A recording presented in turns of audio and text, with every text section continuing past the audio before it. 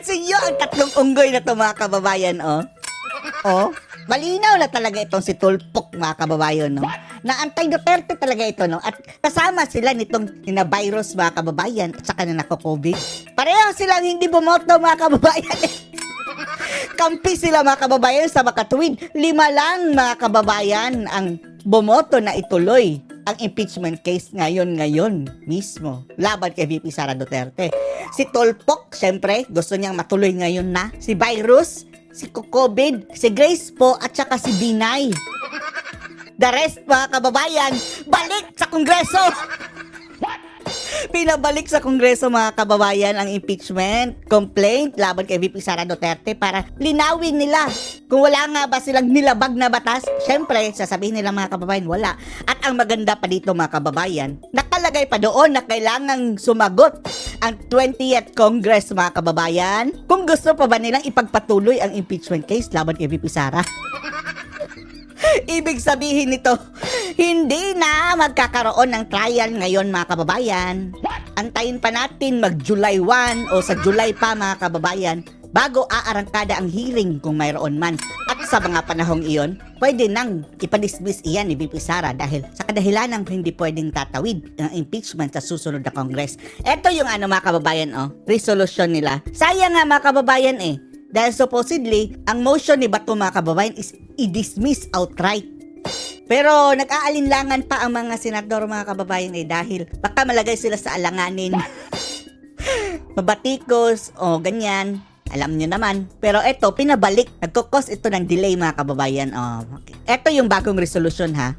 The status of the hearing is that Senator Pimentel requested that the motion be reduced into writing, which Senator Cayetano Yan ang writing, did earlier. Sir President, should I read it for the record Sige, or ask the basahin Secretariat mo. to read it for the record? No, Senator 10,000 times.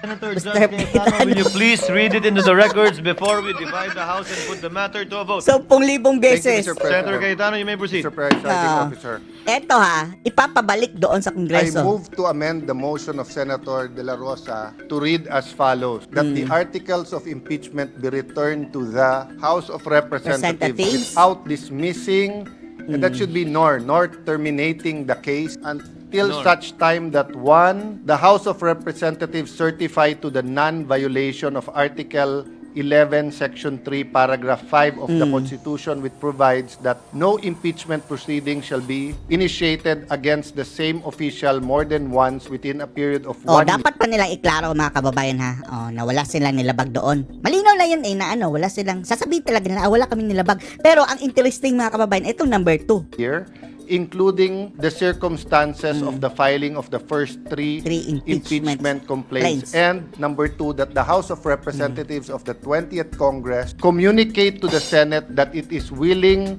and ready to pursue the impeachment complaint against the Vice President. So mag-aantay pa mga kababayan ng 20th Congress. Ibig sabihin, matatapos na ang session, hindi aarangkada ang hearing. Delay na naman mga kababayan. At sa 20th Congress, pwede na nilang pagbotohan na i-dismiss na outright. Mahirap na kasi ngayon mga kababayan, dismiss nila ngayon. Pwede, malamang mga kababayan pwede, pero i-delay na muna natin. Mas mabuti na ito. Dahil pointless mga kababayan Mag-umpisa sila ngayon tapos matatapos lang sila June 30. Having been restated in compliance Pero tingnan with natin our rules, ayaw mga kababayan na gusto talaga ngayon mismo. the presiding officer will now proceed to divide the House. I-divide ang house.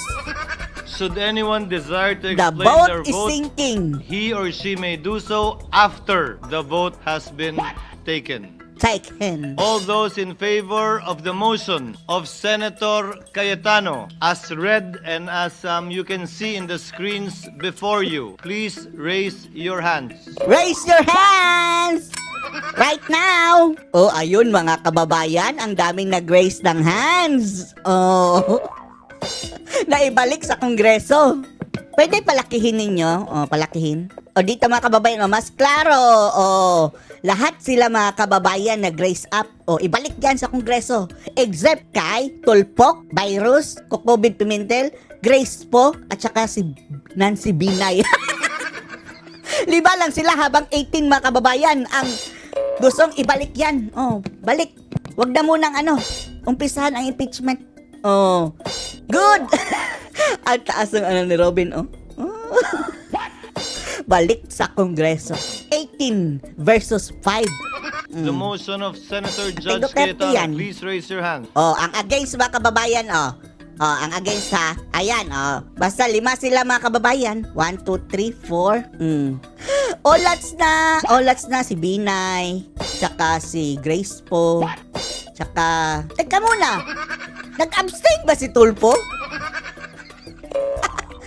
Si Sherwin Gatchalian mga kababayan ay na-raise up din. 5 lang daw eh. 1, 2, 3, 4, 5. Abstain ba si Tulfo? Hindi natin nakitang nag-hands up. Ewan lang natin ha. Oh, ewan lang natin. Sige. Ano na? Olats na sina Pimentel mga kababayan. Palpak ang kanilang plano na umpisahan agad-agad ang impeachment trial.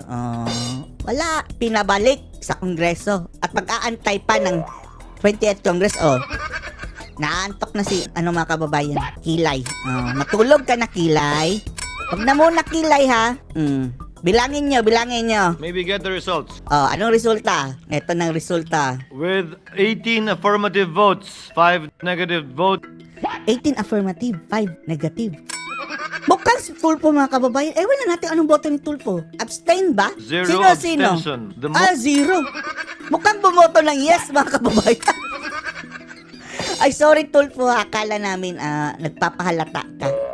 Ang nakita natin ay si Binay, si Grace po, si Sherwin Gatchalian, si Risa at si COVID. Coco Pimentel. motion of Senator Cayetano is carried. Carried. What is the pleasure of Senator Judge Tolentino? Mr. President, my affirmative vote subject to my quality. Babaliktad na naman itong balingbing mga kababayan. Nagpapasip-sip na naman sa mga Duterte mga kababayan. Biglang kumampi. Sa 2028, linyada na naman ito kay Sara. By continuing firm stand that the acts of the 19th Si Jinggoy. Congress impeachment trial court Para sa kanya mga kababayan, as good as dead na kapag aabot ng 20th Congress. cannot be carried over to the 20th Congress. It has reference to the number 2 paragraph of the amended Sayang no, kung hindi pa umepal si Cayetano mga kababayan, na i-amend yung dismissal, mukhang madidismiss yan ngayon mga kababayan outright. Kaso lang, mag-iingay sila mga kababayan eh. Pero gayon pa rin, after sa 20th Congress, madidismiss pa rin yan. Senator Judge Cayetano's motion amending Senator De La Mas Rosa's okay kasi mga kababayan kapag ang 20th Congress ang mag-dismiss dahil mayroon silang reason mga kababayan eh. Dahil hindi sa amin yan nanggaling impeachment. Eto sila mga kababayan, mayroon silang parang duty na i-hearing yan. Magkaka-issue sila mga kababayan kung i-dismiss nila yan outright. Pero pwede naman. Pero maraming mga questions mga kababayan. Pero kung ang 20th Congress ang magdi-dismiss niyan, may karapatan sila. please have the said be part of the record Bakit ganyan ka magsalita? Parang of Ang this nangyari trial court. sa'yo? Naniniwala po ako na hindi po talaga pwede at dapat tumawid. dismiss. Salamat Mission po, failed. Mr. Presiding Mission failed. Duly Yan na noted, naman si entered into the records, Senator Si Estrada. Jingay mga Senator kababayan. Judge Jinggoy Estrada, mga you may kababayan. Thank you, Mr. President. Mr. President, having previously served 2 terms in the Senate and participated in an impeachment proceeding in the past, I Sige. can confidently say that I am no longer inexperienced when it comes to handling matters related to the impeachment process. Mr. President, Mr. Presiding Officer, personally, malalim po ang hugot ko sa issue na impeachment. Dahil minsan, Na-impeach ang tatay. pinagdaanan namin ito ng aming pamilya. Nung ma-impeach ang aking ama, si dating Pangulong Joseph Estrada. Sira yung mikropono, Noong panahon no? ng panunungkulan, hindi siya nabigyan ng patas na paglilitis dahil naudlot ito bunsod ng pag-walk out ng mga miyembro ng prosecution panel sa kalagitnaan ng isinasagawang pagdinig noon ng Senado. Na people And power. the rest, as they say, is history.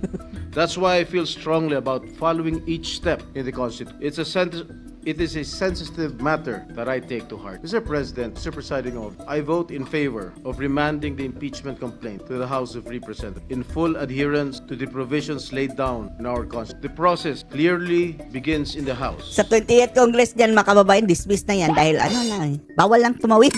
And it is only proper that we Sa respect kalusada, this nakamamatay. mandate to ensure fairness, due process, and institutional integrity. However, the process should be strictly done in accordance with the Constitution and applicable laws. Or Ginoong Tagapangulo, makailang beses ko nang nasabit na ang impeachment trial ay nagdudulot lamang ng pagkawatak-watak Sigurado na ito, makasara na ito, mga kababayan. ating bansa. Gayon pa Tatakbo man, din siya sa ano 2028.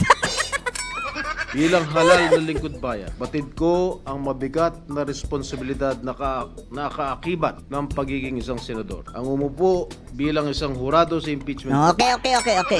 Basta yun na, mga kababayan, balik sa Kongreso.